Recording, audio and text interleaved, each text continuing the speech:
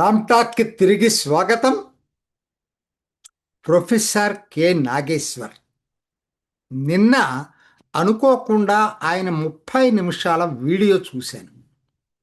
భావోద్వేగంతో మాట్లాడాడు. తనని TDP social media target చేసిందని చెప్పి భావోద్వేగానికి గురయ్యాడు. సహజంగా ఎవరికైనా ఉండేదే ఇది. అదేంటనేది నేను ఆ వీడియో మొత్తం చూసిన తర్వాత ఆయన చేసిన ఎలిగేషన్స్ దాంట్లో కొన్ని అంశాలు ఆయన లేవనెత్తిన వాటిని మీద నాకున్నటువంటి ఒపీనియన్ నేను చెప్తా.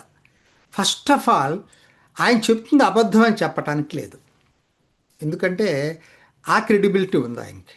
సో కాబట్టి ఆయన ఆయన ఏదైతే అంశాలు టచ్ చేశాడో సోషల్ మీడియా టార్గెట్ చేసిందని చెప్పి ఒక్కసారి అది ఏంటో చూద్దాం. ఒకసారి అమరావతి రాజధానికి నేను ఎప్పుడు వ్యతిరేకం కాదు, వ్యతిరేకమైనట్టు చిత్రీకరించారు. అట్లానే 3 రాజధానులను నేను ఎప్పుడు సమర్థించలేదు, సమర్థించినట్టు చిత్రీకరించారు. జగన్ని నేను విమర్శించలేదనేది వాస్తవం కాదు, ఎన్నో అంశాలపై జగన్ని నేను విమర్శించాను. తెలంగాణ మేధావి అనేటువంటిది నేను ఒక ప్రాంతీయ తెలంగాణ ఆంధ్ర అనే దీంట్లో ఏ రోజు రెచ్చగొట్టలేదు. అంటే ఇవి కొన్ని నాకు ఆయన చెప్పినటువంటి ఇవి నాకైతే ఎక్కడ వీటిల్లో తేడా కనపట్లేదు. ఎందుకనంటే ఆయన చెప్పింది అక్షరాల నిజం. ఎందుకంటే దట్ ఈజ్ ఎ ఫ్యాక్ట్. ఆయన్ని ఒక ప్రాంతీయవాది కింద, తెలంగాణవాది కింద ఆంధ్ర కాదని చెప్పి అనటం అనేది వాస్తవం కాదు. ఆయన చెప్పిన అంశాలన్నీ కరెక్టే. అమరావతిని ఆయన ఎప్పుడు సమర్థిస్తూ మాట్లాడాడు, 3 రాజధానులను వ్యతిరేకించాడు, జగన్ను కూడా విమర్శించాడు. అంతవరకు నాకేమి లేదు. సరే, నేను వాళ్ళ సోషల్ మీడియాలో ఏం రాశారో తెలుగుదేశం నాకు తెలియదు, కానీ ఈయన చెప్పిన దాన్ని ఫేస్ వాల్యూ తీసుకొని నేను మాట్లాడుతున్నా. కానీ ఇక్కడే వస్తుంది, నేను ఆంధ్ర కోసం విపరీతంగా ఫైట్ చేస్తున్నాను, వాళ్ళ హక్కుల కోసం రాజకీయ నాయకులు రాజీ పడినా నేను రాజీ పడకుండా ప్రయత్నం చేస్తున్నాను. కాబట్టి మోడీకి అందరూ దాసోహం అన్నా కూడా నేను దాసోహం అనను, నేను ధిక్కరిస్తానే ఉంటాను. ఇదేమిటో నాకు అర్థం కాలేదు. ఒక జర్నలిస్టు మోడీ మోడీ ఆయనకి అది పట్టుకుంది అంటే అది ఏమేంటో కూడా నేను మీకు చెప్పడానికి నేను ప్రయత్నం చేస్తాను. ఎందుకనంటే ఆయన చెప్పినట్టుగా ఆయన చెప్పేది మోడీని వ్యతిరేకిస్తున్నాడు కాబట్టి అవన్నీ కరెక్ట్ అని అనుకోవాలా? ఎందుకు వచ్చింది గొడవ అంతా? నాకు ఆ వీడియో చూడలే. వాళ్ళు అంతకుముందు ప్రొఫెసర్ నాగేశ్వర్ చేసిన వీడియో నాకు తెలియదు, కానీ నిన్న వీడియోని బట్టి నాకు అర్థమైంది ఏంటంటే ఆయన విభజన చట్టంతో ఏదైతే అమరావతి రాజధానిగా చేశారో దాంతో పాటుగా ప్రత్యేక హోదాను కూడా అమెండ్మెంట్లో చేర్చాలని చెప్పి వీడియో చేశాడట. ఎందుకనండి మర్చిపోయిన అంశాన్ని కెలకటం దేనికి? డెడ్ ఇష్యూని జీవం పోయాలని ప్రయత్నం చేయటం దేనికి? కారణం ఒకే ఒక్కటి, ఎక్కడో ఒక చోట మోడీని వ్యతిరేకించాలి, మోడీకి ఎటువంటి తెలుగు ప్రజల్లో మోడీ మీద వ్యతిరేకత పెరగాలి. ఇది ఒక్కటే ఆయనకున్నటువంటి స్థూలమైనటువంటి పొంది కాదని చెప్పగలరా ప్రొఫెసర్ నాగేశ్వర్? నేనేంటో చెప్తాను. అసలు ఓకే, మీరు స్పెషల్ స్టేటస్ దాని గురించి అంతకుముందు ఎన్నో వీడియోలు చేశాను. స్పెషల్ స్టేటస్ ఇవ్వకపోయినా ఇవాళ 2వ దఫా, మొదటిసారి చంద్రబాబు నాయుడు వచ్చినప్పుడు కాకపోయినా ఇప్పుడు మాత్రం ఖచ్చితంగా రాజకీయ కంపల్షన్స్ కావచ్చు, ఏదైనా కావచ్చు, ఇవాళ ఆంధ్రాకు జరుగుతున్నది స్పెషల్ ట్రీట్మెంట్ కాదా? పోలవరంకి టకటక నిధులు వస్తున్నాయి, అమరావతి రాజధానికి నిధులు సమకూర్చుకుంటున్నారు, కేంద్ర ప్రభుత్వం దాని వంతు సహాయం చేస్తూ ఉంది. ఔటర్ రింగ్ రోడ్డు, కేవలం ఔటర్ రింగ్ రోడ్డుకే దాదాపు 30,000 కోట్లు ఖర్చు పెట్టబోతుంది. ఆర్సెల్ మెటల్ నిప్పోన్ స్టీల్ ప్లాంట్ వచ్చింది ఇవాళ. అట్లనే గూగుల్ ఏఐ డేటా సెంటర్ వస్తూ ఉంది. అంటే నేను ఇలా చెప్పుకుంటూ పోతే ఇంకా చాలా ఉన్నాయి. ప్రభుత్వ రంగ బ్యాంకులన్నిటికీ కార్యాలయాలకి శంకుస్థాపన స్వయాన నిర్మలా సీతారామన్ వచ్చేసింది. అంటే ఇవన్నీ మోడీ మద్దతు లేకుండానే జరుగుతున్నాయా? ప్రొఫెసర్ గారు మీరు ఒకసారి ఆలోచించండి. అంటే మీకేంటి, ఎట్లా కూడా రెచ్చగొట్టాలా? ఇవాళ పార్లమెంట్లో ఎలా ఉంది? అసలు ఆంధ్ర కట్టబెడుతున్నాడు మోడీ అని చెప్పేమో వాళ్ళు మాట్లాడుతున్నారు, మిగతా రాష్ట్రాల వాళ్ళు. ప్రొఫెసర్ నాగేశ్వరరావు ఆంధ్రాకి మొండి చేయి చూపిస్తున్నాడు మోడీ అని చెప్తున్నాడు. ఎంతవరకు నిజమండి ఇది? ఇక ఇప్పుడు వస్తాను ప్రత్యేక హోదా గురించి. మీరు మాట్లాడే ప్రత్యేక హోదా నేను ఇవాళ చెప్తున్నాను.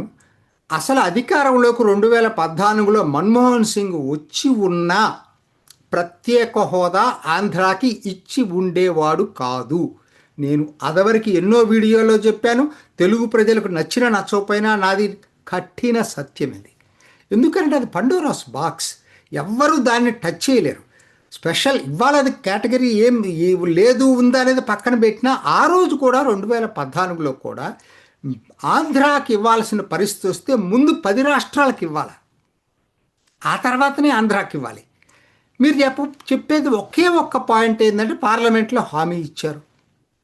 నా వ్యక్తిగత అభిప్రాయం అయితే ఆ బిల్లు పాస్ చేయటం కోసం నిజానికి కాంగ్రెస్తో పాటు బీజేపీ కూడా అప్పుడున్న నాయకత్వం రాజీ పడి ఇద్దరూ కలిసి పార్లమెంట్ లోక్సభలో ఏ విధంగా బిల్లు పాస్ చేశారో అందరూ చూశారు. రాజ్యసభకు వచ్చేటప్పటికి వెంకయ్య నాయుడు రైజ్ చేసిన అబ్జెక్షన్స్ వలన ఆయన్ని సాటిస్ఫై చేయడానికి అటు మన్మోహన్ సింగ్ ఇటు అరుణ్ జైట్లీ అందరూ కలిసి ఒక స్టోరీ క్రియేట్ చేసుకున్నారు. అనొచ్చు మీరు స్టోరీ అని ఎందుకు అంటున్నారని. వాస్తవానికి ఇవాళ ఆ మన్మోహన్ సింగ్ లేరు, తర్వాత అరుణ్ జైట్లీ లేరు, కానీ మోడీకి ఆ రోజు ఇందుట్లో ఏ రోల్ లేదు. మీరు అనొచ్చు శాశ్వతం పార్లమెంట్లో హామీ ఇస్తే మీరు ఆ మాట ఎట్లా మాట్లాడతారు అనేది. పార్లమెంట్లోనే కదా ఇందిరాగాంధీ హామీ ఇచ్చింది. ఉమ్మడి ఆంధ్రప్రదేశ్ను ఎటువంటి పరిస్థితుల్లో విభజించమని హామీ ఇచ్చింది ఎవరు? సాక్షాత్తు ప్రధానమంత్రి పార్లమెంట్లో ఇచ్చింది. కాబట్టి ఇది మర్చిపోతున్నారా దీని గురించి మాట్లాడేవాళ్ళు? కానీ నేను ప్రాక్టికల్గా చెప్తున్నాను, ప్రత్యేక హోదా అనేది దానికి ఉండేటువంటి ఇబ్బందులు ఏంటో, లిమిటేషన్స్ ఏంటో మన్మోహన్ సింగ్ వచ్చినా అమలు చేసి ఉండేవాడు కాదు. సరే, ఆంధ్రాకి అన్యాయం జరగలేదా అంటే డిఫరెంట్గా అన్యాయం జరిగింది, దాంట్లో ఎవరికీ డౌట్ పడాల్సినటువంటి అవసరం లేదు. ఇవాళ అది అసలు దానికి ప్రత్యేక హోదాకు వచ్చే బెనిఫిట్స్కి మించి ఇవాళ ఆంధ్రాకి కేంద్రం సహాయం చేసింది. ఇప్పుడు ఎందుకండి దీన్ని ర్యాకప్ చేయటం? దీంట్లో ఎటువంటి మోటివ్స్ లేవా? చెప్పండి ప్రొఫెసర్ గారు. అదే కాదు, మీరు ఒక తెలుగు మీడియాని కంట్రోల్ చేసుకొని వామపక్ష ఉదారవాద మేధావులు అనుకునే వాళ్ళందరూ కూడా ఒక నేరేటివ్ని క్రియేట్ చేశారు. ఒక ప్రత్యేక హోదా దానికి ఉండే బెనిఫిట్ కన్నా కూడా క్రియేట్ చేసే నేరేటివ్ చాలా పెద్దది. ఒకటి ఉదాహరణకి వైజాగ్ స్టీల్ ప్లాంట్ అండి, అది నిజంగా సమస్య ఏంటంటే వర్కర్ సమస్య, జాబ్ సెక్యూరిటీ పోతుంది ప్రైవేటైజేషన్ అయితే. అది రాష్ట్రం మొత్తం లైఫ్ అండ్ డెత్ ఇదే అని అన్నట్టుగా చిత్రీకరించారు. ఆ రోజు కాల్పులు జరిగిన సెంటిమెంట్ని అడ్డం తీసుకొచ్చి రాష్ట్రాన్ని మొత్తాన్ని కూడా అసలు ఇది లేకపోతే ఇంకోటి లేదని మాట్లాడారు. అంటే రెచ్చగొట్టుకోవటం. ఎందుకంటే నేను అంటున్నాను, ఇవాళ వచ్చింది ఆర్సెల్ మెటల్ నిప్పో, దానికన్నా వైజాగ్ స్టీల్ ప్లాంట్ ప్రభుత్వ రంగ పరిశ్రమ కన్నా చాలా పెద్దది, ప్రైవేట్ రంగంలో వచ్చింది. దీన్ని ఏమంటారు మరి? ఇక్కడ సమస్య ప్రైవేట్ ప్రభుత్వం కాదు, స్టీల్ ప్లాంట్ అక్కడి నుంచి వెళ్ళిపోతే తప్పు. సరే, ఇంకా కొన్ని ఉన్నాయి దాంట్లోనే, కాదంటలేదు. కానీ మీరు చేసిన పద్ధతి ఎలా ఉందంటే అసలు అది లైఫ్ అండ్ డెత్ అమెరికా ఆంధ్రాకి అన్నట్టుగా క్రియేట్ చేశారు. ఇక మూడోది, అసలు ఫండ్స్ విషయంలో రైల్వే ఉదాహరణకు అన్నీ చెప్పాలంటే కష్టం అని చెప్పి రైల్వే జోన్ విషయంలో చెప్తున్నానండి. ఓకే, మొదటి దఫాలో జరగలేదు, ఇప్పుడు రైల్వే జోన్ ఒప్పేసుకున్నారు, అంతా అయిపోయిన తర్వాత ఇప్పుడు దాన్ని లాభాల కొన్ని ప్రాంతాలు పక్కన వాళ్ళకి ఇచ్చారంటారు. ఏమంటే ఆంధ్ర ఒక్కటే కాదు కదా దేశం అంటే. మరి నువ్వు ఒరిస్సాను కూడా సాటిస్ఫై చేయాలి కదా పక్కనే. జోన్ క్రియేట్ చేయమని అడిగారు తప్పితే జోన్లో మళ్ళా ఇది ఉండకూడదు. సాంకేతిక కారణాలు ఎన్నో ఉంటాయి, లైన్లు ఒకటి పొడిగించడానికి ఒకటి కుదించడానికి ఎన్నో కారణాలు ఉంటాయి జోన్లో. మీకు రైల్వే జోను స్థూలంగా ఆంధ్రాకి వచ్చింది. అసలు ఆంధ్ర రాష్ట్రాల వారిగా జోన్లు ఎక్కడ ఉంటాయండి? ఉదాహరణకి బాంబే, ఇప్పటికి కూడా గుజరాత్కి రైల్వే జోన్ లేదు. మీరు ఏదో అనుకుంటున్నారు, గుజరాత్కి రైల్వే జోన్ లేదు, గుజరాతీ లేని గొడవ చేయట్లేదు, బాంబే నుంచే ఫంక్షన్ చేస్తుంది దాని హెడ్ క్వార్టర్స్ అంతా కూడా ఈ రోజుకి కూడా. సో లేనిపోని అట్లానే అమరావతికి 50,000 కోట్లు ఇవ్వాలి. ఏ రాజధానికి ఎప్పుడు కేంద్రం అంత మోతాదులో ఇచ్చిందో చెప్పండి. సో ఏమిటంటే రెచ్చగొట్టడం చాలా ఈజీ అండి. రాష్ట్రాలు అడగటం తప్పులేదు, ప్రతి వాళ్ళు అడుగుతారు.